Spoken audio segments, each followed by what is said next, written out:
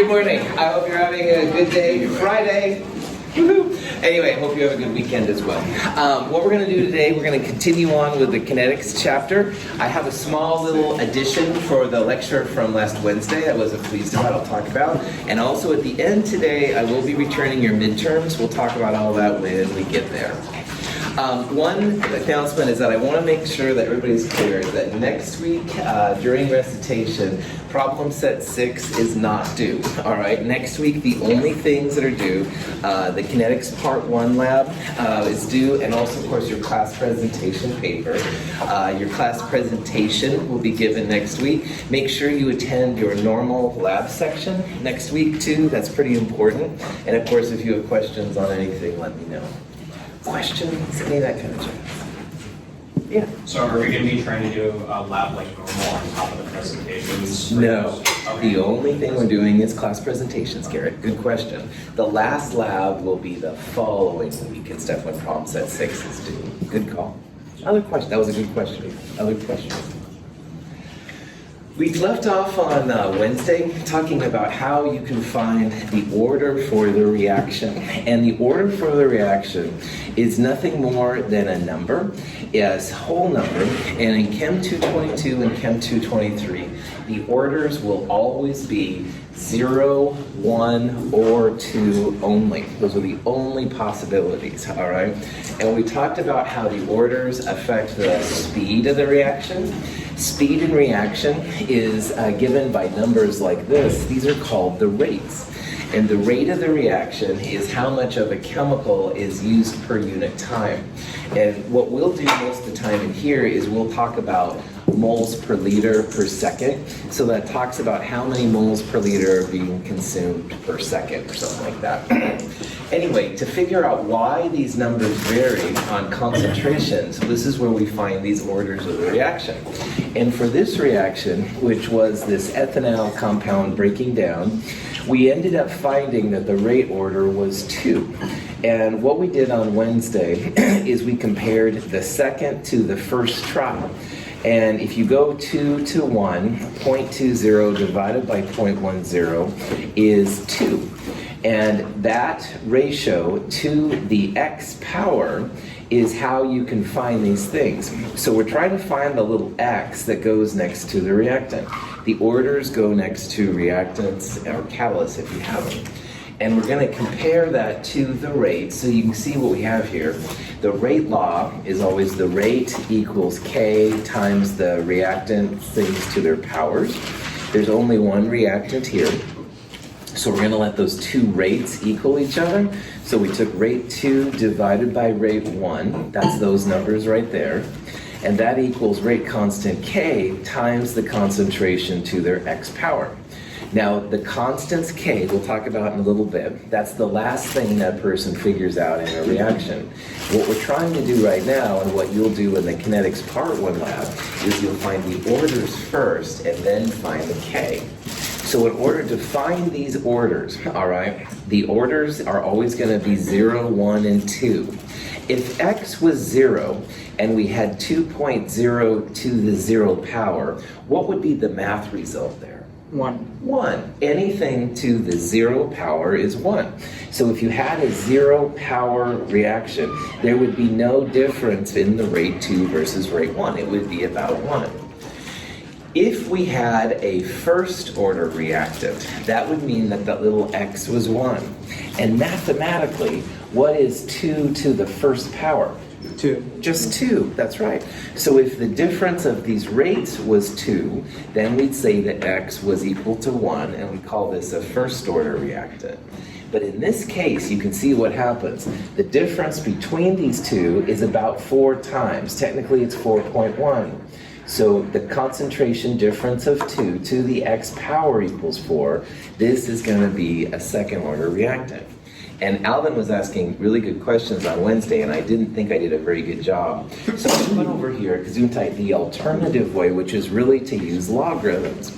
And logarithms are one of those things that I've never been like totally hip to, but they are a useful tool if you want to find one of these orders, one of these powers.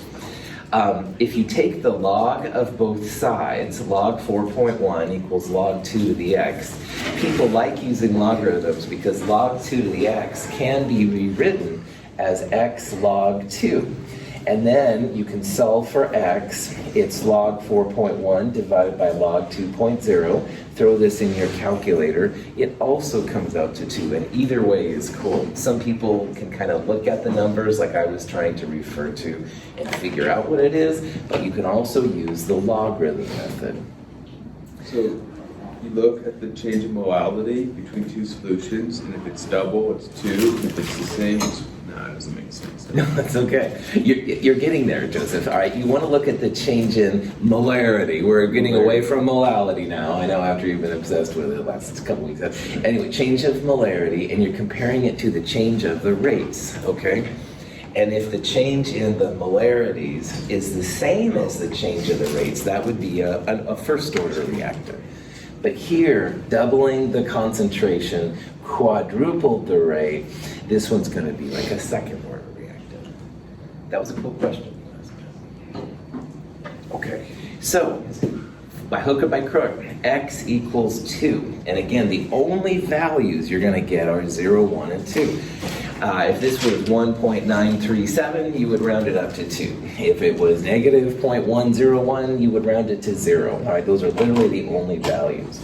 So this is a second-order reactant for this reaction. The last thing we need to do is we need to solve now for K. But before that, I want to do this problem one more time.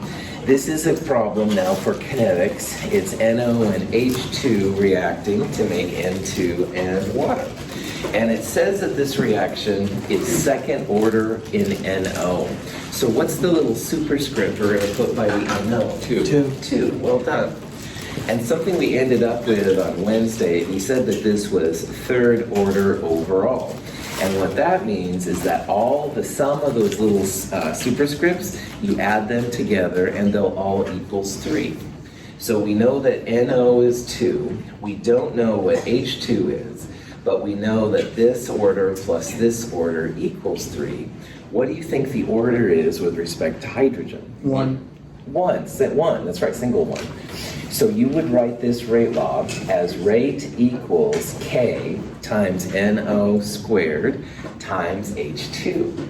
Now, one thing I didn't mention on Wednesday that I need to is that notice how there's a 2 in front of the NO in the chemical reaction, and there happens to be a 2 right there. But there's also a 2 in front of the H2, no 2 right there. This is 1.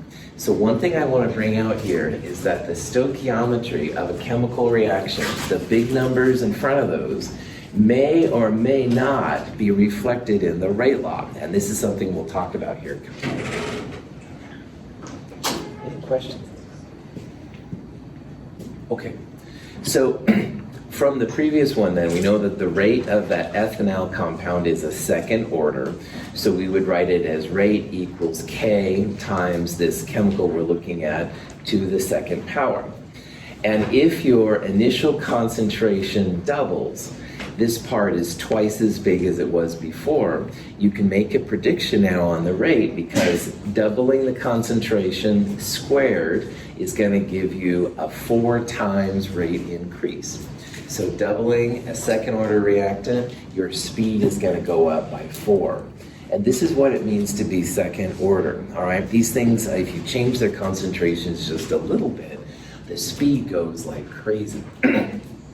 Now, the last thing to do, kind of the holy grail of this problem and the holy grail, if you will, of the lab you're going to turn into me next week, Kinetics Part 1, you want to find the value of K. And once you know the order, you can use any one of those sets of data to figure out what the K is. So on the previous slide, if you've got your notes in front of you, I'm using the third experiment that was listed right there. And the rate was 0.182, then the concentration was 0.30. So you can see here that if you know the order, you've got everything but the K. So the last thing to do is to solve for K.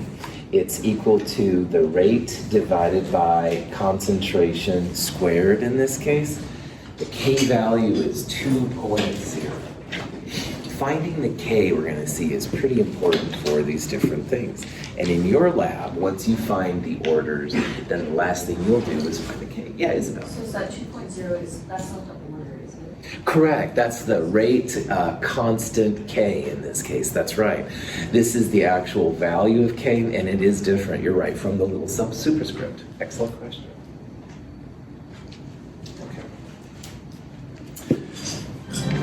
This is the power of math, people! Come on! So you're probably like, oh boy, this is great. This is from Star Trek Discovery. My apologies for the bad Star Trek references. However, yeah, math will help you through these things. And why this is helpful is that most reactions we're going to see are first order, but man, if you went into a second one, like you'll accidentally add a little extra chemical, and kabam, the speed goes a lot faster. It's crazy. And this happened to me one time. I was like, what the? And then one time I didn't have enough, so I thought, well, it's like 1.9 instead of 2. Oh, the reaction dragged on. So knowing how speed is affected by your reactions can be really helpful. It is all the math, so yeah, I kind of put a plug for math there. All right. Whatever. Anyway, so need to know what things are happening at time. Now, we're going to be seeing here pretty soon that out of the 0, first, and second order reactions, a lot of them are first order. And I would argue that all of the radioactive chemicals we're going to talk about here in the next couple weeks, as well as everything in biology, all of those first order all the time, all right? So there's second order things are kind of a weird thing that don't happen very often, but there are a lot of first order reactions. Now, there are a lot of zero order things too. If you have a reaction and you have to guess what the order is, first order is the most reasonable one. But there are other ways. So let's say that Carter and I have a new chemical reaction we're studying, and we want to know what makes it go faster or slower. What we can do is we can go back and think about what it means to be first order. Now, if something is first order, let's say our chemical is big R. We've used R too much already, I know, but anyway. If it's first order, there would be a 1 right here. And this part right here is how we talk about the rate, the speed of the reaction. It's the change in the concentration over the change of time. And because it's a reactant, we talked about on Wednesday, we need to put a negative sign right here. If you've taken calculus, this might look kind of familiar, because this is like a change in a concentration over a change of time equals Kr. So what people will do, and this is something for calculus, not for us, is you can integrate it, all right? So you could have like integration of dr equals kr dt, something like that. And again, if you do this, and you don't have to know how to do it, you get out this little thing right here. When you integrate it, you end up with a natural log. And this is different from the base 10 log, log. You have to use the little ln button. But anyway, this crazy thing right here is called the integrated first order rate law. And this is my go-to equation in this section. Because if you have a chemical which is first order, and we're going to see that almost all of them are, okay, but not all of them, but most of them. If it's first order, you can plug and chug with this equation. So what, Russell? Oh, who said that, man? Oh, okay. No theatrics, I know, it's Friday and we're all tired. Anyway, if you want to know what this is all about, all right, if you have a starting material, R0, and you want to know how much R is left at time t, you can use this equation if you have K. So as a really dumb thing, I used to have, in my graduate school thing, I used to have some like candy that was left out. And I was amazed at how fast it went away. So anyway, I knew how much candy I started with, and I figured out how much was left at time t to figure out rate constants to k. There's lots of kind of uses for these things. Now, instead of finding candy that was being stolen by my lab partners, long story, a lot of therapy later, I'm okay with it. Let's say that we have now Carter and I's chemical. We start off with 4 moles, and we want to know how long it's going to take, T, to get down to 2 moles. If we have the rate constant K, this is a plug and chug equation. So what Carter and I would do, we're starting with 4 moles, We want to know how long T it's going to take to get to our 2 moles. If we know that rate constant, you can solve for time. And this is really, really powerful. If you're a lazy chemist and you want to know how long a reaction is going to take to go from here to here, and you know K, you can find it out. This is super helpful. On the other hand, let's say that, I don't know, Zach, I see you over there. Let's say that Zach and I are studying something different, all right? And we start with 4 moles per liter. And we say, wow, I wonder how much is left after 12 hours. Plug and chug. If you have K, you can solve for how much R is left at 12 hours. So this is a real handy equation. Lots of practical things in chemistry and also lots of impractical things in your own world too. I used to go kind of crazy with this equation, but anyway, like I said, the therapy helped a lot. But anyway, for us right now in Chem 222, this is going to be cool. This is how much you start with, time 0. This is how much you have left at time t, but you do need the rate constant K. Good. Is rate factor dependent on solution and pressure and stuff like that? As long as R and R0 are the same kind of units, then it doesn't matter. All right, and that's something we'll talk about then. It's a ratio, so you can use moles per liter over moles per liter. You can also use grams over grams. And because moles and pressure are proportional, you can actually use pressures too. But we can't use this equation to solve for K though, right? Oh, if you knew how much you started with and you knew how much was left at certain time, then you could also solve for K. That's right, yeah. That's another application I should have talked about. Well done. That's... Are we able to use it to solve how much initially you had to? Yep, exactly. When it comes to really long-lasting half-lives, we're going to see this is how they do it. So like the half-life of carbon-14, stuff like that, it's based on this kind of equation. Well done. There's a lot of neat things that are going to come out of this one right here. Okay. Here's an example. Sucrose is a sugar. Sugar is used up by biological and non-biological systems, all right? Let's say that we have a concentration, 0.010 moles per liter, and we do know a couple of things. We know, first of all, the rate constant, maybe from another reaction, and also notice the rate here equals K times sucrose to the first power.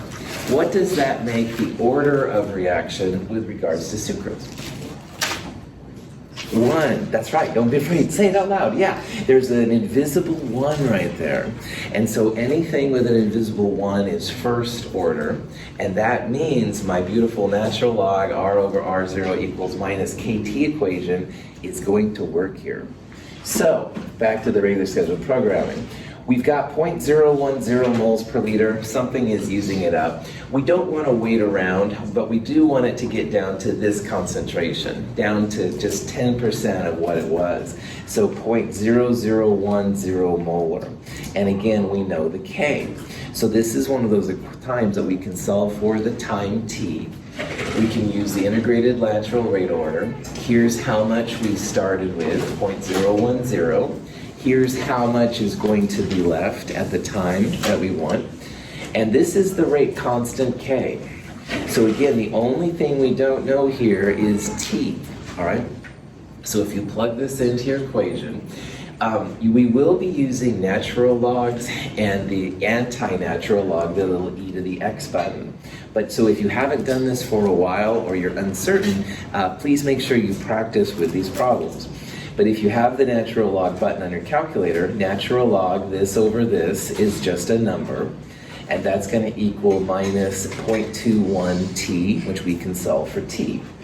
Anyway, if you do this correctly, this whole thing right here comes out to negative 2.3, and that equals minus 0.21 times time. Solve for time, 11 hours. Now, a couple of caveats here. In chemistry, do you think that you can ever have negative time? No. No. darn it, I want to travel back in time. That would be like a negative t, but we're not to the Back to the Future level yet. My plutonium and my DeLorean has been removed. Anyway, so all those bad jokes aside, you can't have a negative time value. So if you get to here and you see a negative, probably there was a negative missing from up here, and that's totally fine. The other thing I want to point out, the rate constant k is going to have what I call inverse time units. This is like 1 over hours. And time is going to be like the regular version of those units. So because k was inverse hours, the time here is going to be regular hours. If we had a different rate constant that was in, say, seconds to the -1, then the answer down here would come out to be seconds as well. So watch your units and make sure your times are always positive. Madison. And so just to clarify, the natural law equation can only be used for first order reactions. That's right. More than 90% of what we're going to deal with is first order, but it is only for first order, and we'll talk about that here in a little bit. Good. Questions? So here's a possible kind of question, all right? A going to B is a first order process, all right? And if you look at these parts here, we have a rate constant K. It's in inverse minutes. That's what that means. 1 minutes to the -1 is like 1 over minutes. We're beginning with 0.36 moles per liter. This is like the R0 we talked about. And what we want to do here is we want to see how much of that compound is left after 46 minutes. So this number, how much we start with, all right, and we want to figure out how much is left after 46 minutes. So this is when we can use the integrated first order rate law, natural log R over R0, or if you will, A over A0 equals minus KT. Now notice that the time and the rate constants both have minutes. That's good. If they didn't have minutes, you'd have to turn one into the other. This is an example of when we're going to use the anti-natural log. So this is the opposite process now of what we did earlier. To get rid of natural log, you go e to the minus 0.030 times 46. Usually on calculators, if you have an ln button, then e to the x is like second function ln. But again, make sure you do this before we get into this stuff hardcore. Anyway, if you've done natural, or backing up, if you go e to the minus 0.03 times 46, you should get 0.252, and that's a cool test to make sure you've got this stuff. Then if you take the 0.36 and you multiply by that number, that's going to give you 0.0960. And there's a small typo there, sorry, that should be not 44.6, that'll be 0.36 times that. Sorry. Question? Okay, Madison brought up a good point. In chemistry, first order reactions dominate. And in biology, I would say it's almost exclusively first order, and in radioactive processes, almost exclusively first order. But notice here I'm hedging myself, almost exclusively, most of the time, blah, blah, blah. So how do you tell if something is not first order? And that's a really, really good question. So let's say that we have this reaction. This is dinitrogen pentaoxide, a very unstable compound, and it breaks down to NO2 and oxygen. We can find the rate constant, the order of N2O5 using data. So notice here what I've done. We've got 1 to 5 minutes, just a random times, and we found the concentration of the N2O5 at those different times. So this is a reactant. The concentrations are decreasing. Now, over here on this column, I'm taking the natural log of these numbers. So the natural log of 0.705 is minus 0.35, et cetera, et cetera. And there's a reason why we're doing it. I'll show you here in a little bit. If you try to plot concentration versus time, All right, so these are the N205 values on the y-axis we looked at previously versus time. You can probably see even visually here that the data doesn't follow a very good line. It's not a linear equation, all right? However, if you plot the natural log of the concentration versus time, you get a nice, I would even say beautiful, straight line. The data follows a linear regression equation if you plot natural log of the concentration versus time. So if you have a new chemical system and you want to confirm that it's first order, what you can do is go back to the equation we looked at just a second ago. Natural log R over R0 equals minus KT. Now, in the logarithm world, you can rewrite this as natural log R minus natural log R0 equals minus KT. These are the fun things you can do with logarithms, nothing you have to worry about here.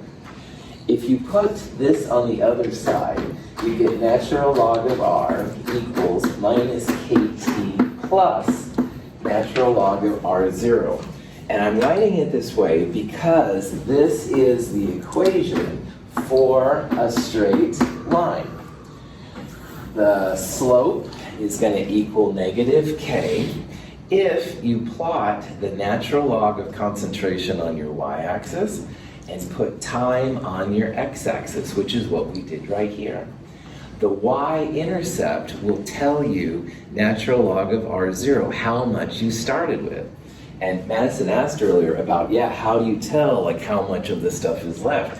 If you know these other pieces or you can graph it, you can actually calculate initial concentrations, which we're going to see are really cool. So to really nail this down, to make sure that you have a first order reaction, you want to plot natural log of the concentration versus time. And if you get a straight line, and you throw it through a linear regression and you get a good R value, that means that this is going to be first order. You can get the rate constant K, you can get how much you started with. This is a real powerful technique to use, all right? So to test for first order reactants, all right, plot natural log of concentration versus time. If it's a first order, you will have a straight line, and this is super powerful. And again, there's a lot of first order reactions out there. Like I said, I would say more than 90% of reactions are first order. So if you think it's first order and you want to confirm it, make a plot, get the slope, good to go. So what you're saying is that first order reactants aren't second order reactants in different scenarios. That's right. They're uniquely first order. That's right. Every chemical in every reaction will have its own order, Joseph. Yeah. And so, like, just because N205 was first order here, it might be second order in a reaction you and I were doing. Okay. But you can confirm its order using these kind of graphical techniques, which is cool. In the linear regression solids lab you did a week or so ago, one of the last problem in the linear regression part was to make a plot of natural log versus time.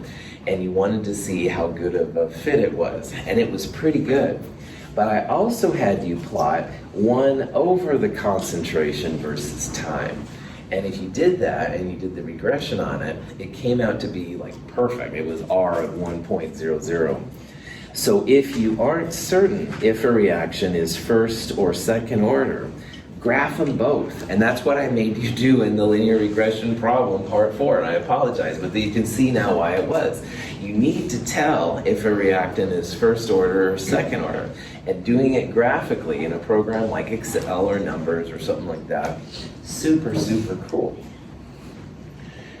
This little slide right here shows the 3 possibilities, the 3 things you can graph to see which order you have. Now, the one we're going to use so much is the middle one. That's the first order stuff. And if you plot natural log of the concentration versus time, and you get a cool first order of a cool graph, which means good correlation coefficient R, your slope, like we talked about earlier, your slope is going to equal negative k. And from the y-intercept, you can then find out what the initial concentration was. Now, in the linear regression lab that we did, you plotted 1 over the concentration versus time. And that was actually a better fit than the first order one. So if you get a better fit for that one, then you'd say, aha, this is a second order reactant, not a first order. The slope in those cases is just equal to k. Once in a while, it is helpful to figure out if something is zero order or not. If you want to plot zero order, you just go concentration versus time. These don't pop up a lot, but they do once in a while. If it was the best fit for concentration versus time, then your slope is equal to minus k. So, Prof. Adolf, the very best way to figure out if something is zero, first, or second order is to collect concentration versus time data. And what I would do then is plot 3 different types of graphs, which is what you did in the linear regression lab. Really, you should plot concentration versus time, although usually that's not as exciting, I'll be honest. I would definitely plot natural log of concentration versus time, as well as 1 over concentration versus time. And if you perform a linear regression on that data, the best R, the correlation coefficient, will tell you which one of these it is. And from there you can find the K value, you can find the initial value. This is pretty powerful stuff when it comes to kinetics. Any questions? I'm not sure how you know what units are the y and the x axis. It's not really important, but Oh yeah. like if I'm looking here, how do I graph this? Do I graph moles and then liters on time on the x?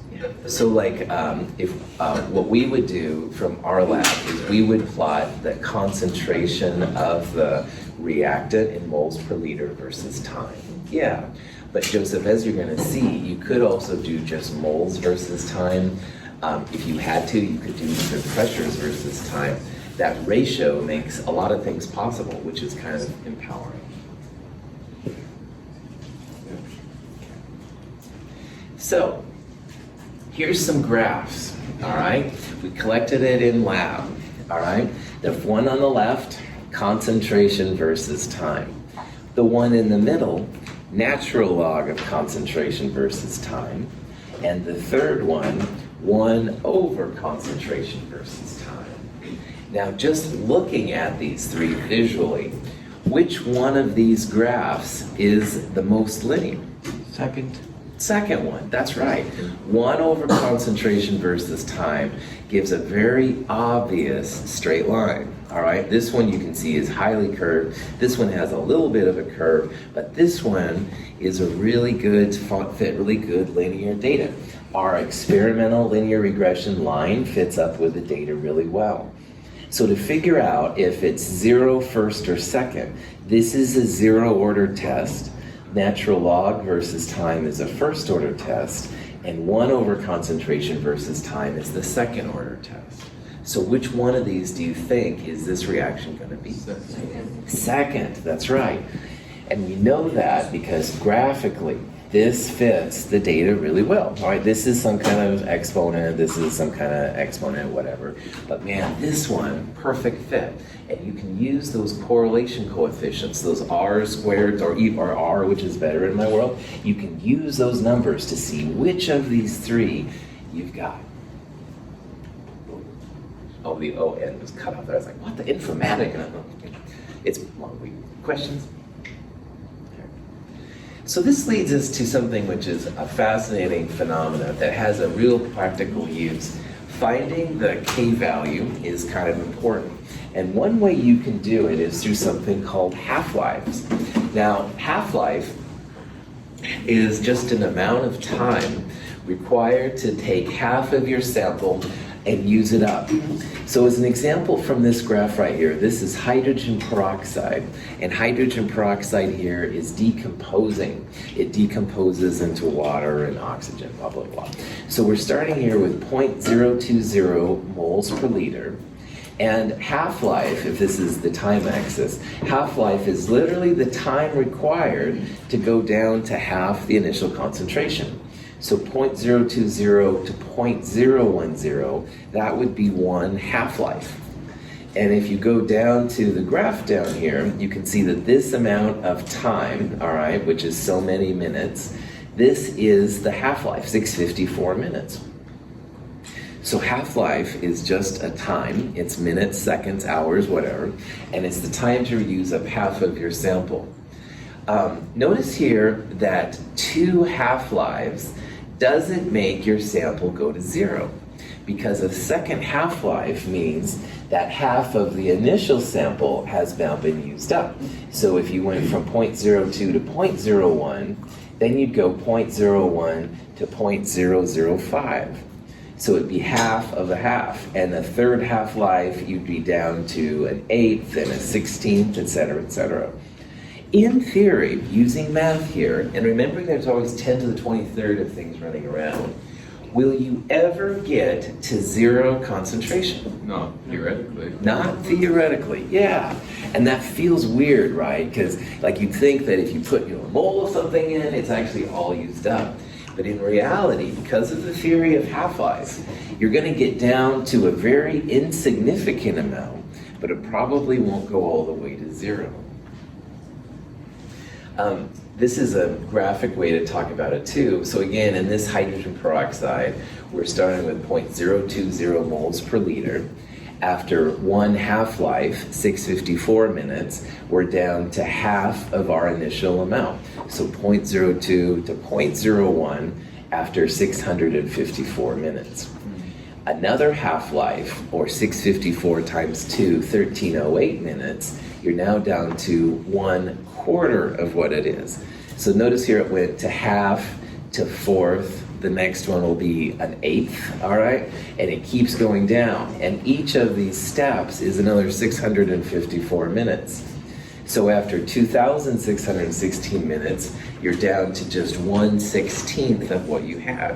It's not 0, all right? Because in theory, you'd keep going half and half and half and half and half. But it does get down to a pretty small number. And when it's no longer meaningful is a question for you to think about, like as a scientist. This is a little silly picture showing conversion of yellow balls to blue ones, and they're supposed to be different types of atoms. But you can see how the process does begin to slow because going to a half-life takes the same amount of time. This is a graphical way, so you can see the yellow is getting very, very small. The blue is getting very, very large. Now, with this many balls, we'll say, I don't know, a couple hundred, I don't know what it is, you can get to the point where they all convert. But remember, we don't deal with just a couple hundred, we deal with 10 to the 23rd at any one time. So those numbers, they start so big that they'll get down to smaller and smaller and smaller numbers. But because our initial value is so large, sometimes it's hard to get down to that. Half-life is really cool for finding K and sometimes for finding different things. So sugar we saw earlier, a biological process, is almost always going to be first order. And this K rate constant, 3.3 times 10 to the minus 4. What's the, oh no, what the heck? All right, so I used to play Half-Life a lot and stuff, and this is the company that supposedly can't play can't count to 3, but anyway, they're making a new VR version, I guess, but anyway, if you know about Gordon, I'm pleased, but if you don't have to, Half-Life, this is a different kind of Half-Life. Anyway, we want to find not this Half-Life, we want to find the actual chemical Half-Life. I'm not dating myself too bad. Some of you look like you know it. Good. All right. So anyway, so the half-life of this reaction, starting this, what you can do is go back to the integrated first order rate law. And that's the cool equation that we talked about earlier. And what we're going to do in this half-life thing is if you get to half-life, then R over R0, that ratio, all right, is going to be 1/2. So if you started with 1 mole, we want to know how long it takes to get to half a mole. So half divided by 1 is 1/2. If you started with 20 moles, then we want to know how long it takes to get to 10 moles. But again, 10 over 20 is still 1/2. So regardless of what your units are here, your concentration ratio will be 1/2 when you're at the half-life. T1/2 is the common symbol for half-life. And if you put it in the rate order, the first order integrated rate law, natural log R over R0 is natural log of 1/2. And that equals minus KT, but T is this T1/2, the half-life. Now, natural log of 1/2 is minus 0.693. In your calculators, that's what it's equal to. So notice here you've got a negative on both sides. You end up with this little handy expression right here, which is T1/2, the half-life, equals 0.693 divided by K. And this works for all first-order reactions.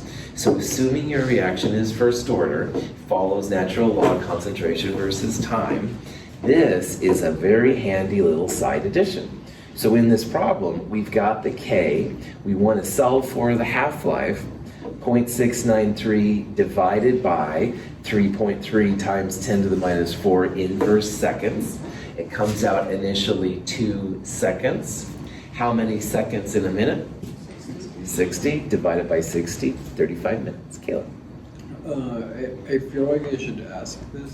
What unit is big R in this case? As long as they're the same kind of unit, they cancel out. Okay. And this is a really cool thing about this part. Because it's a ratio, you can use moles over moles, moles per liter over moles per liter. You can even use like atoms over atoms, and they all work out really well. Okay. So as long as they're the same kind, you're good to go. But they shouldn't be in grams. They should be. They could be grams too. Okay, they can. Yeah, if you have moles over moles and they're the same thing, then you multiply by the same molar mass to get the grams. Yeah, it's a real versatile equation, Caleb. Other question?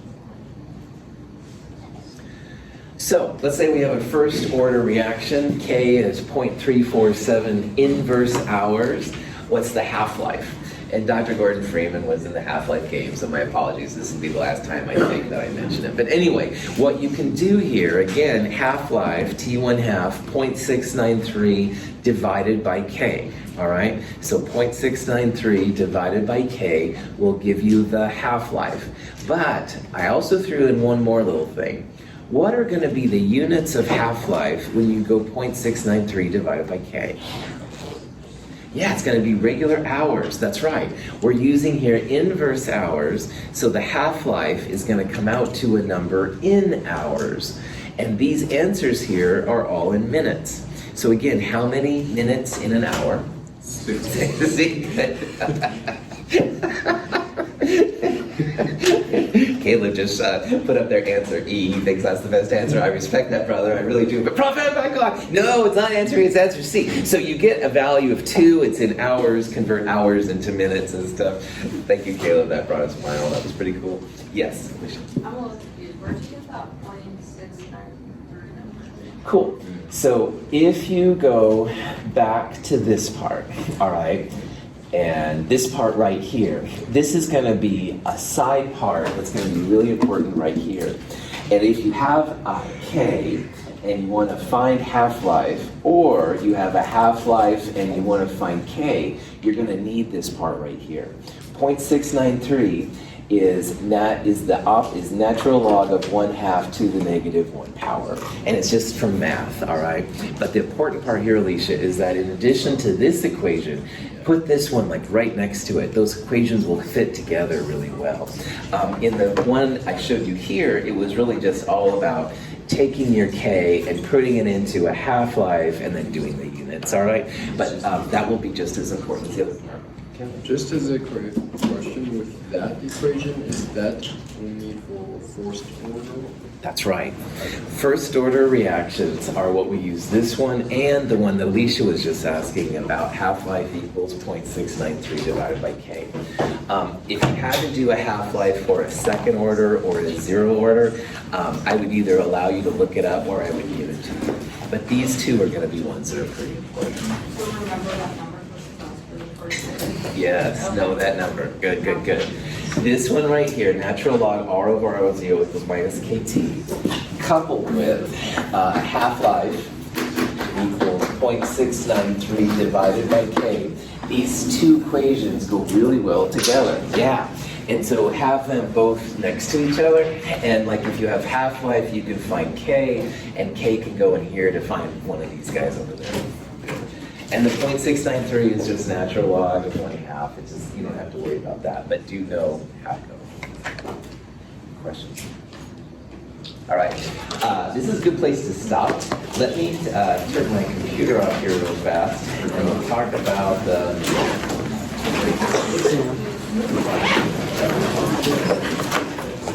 oh boy.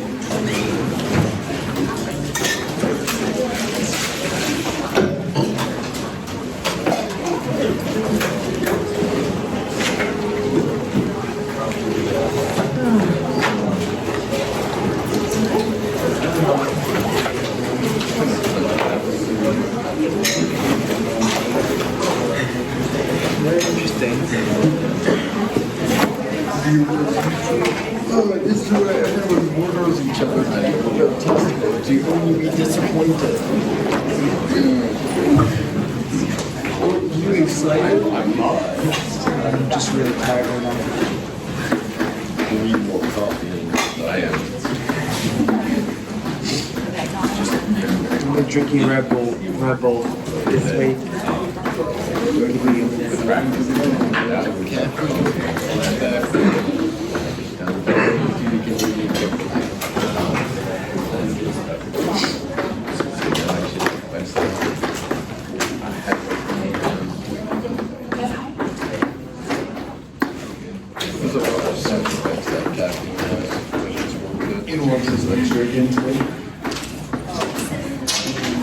Okay. So this exam, like the last exam, 130 points total. The breakdown's 98, 67, 57%, just like last time.